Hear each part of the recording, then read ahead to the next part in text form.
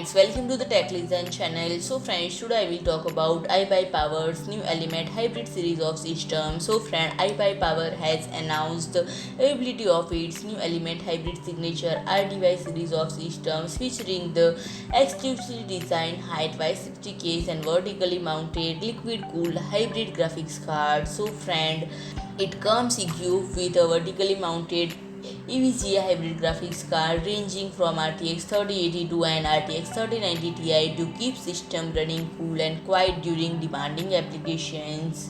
And friend, the Element Hybrid boasts top-of-the-line components from the trusted brands such as Intel, EVGA, ASUS and Corsair for optimal performance. And friend, it will be available immediately in 3 system configuration. All Element Hybrid RDY system come backed by iBUYPOWER'S and it will be available immediately in 3 system configuration. And friend, it is now available to purchase starting price at $2,999 to $4,499 So friend, if you like my video, please do like, share and comment, and don't forget to subscribe my channel and press the bell icon.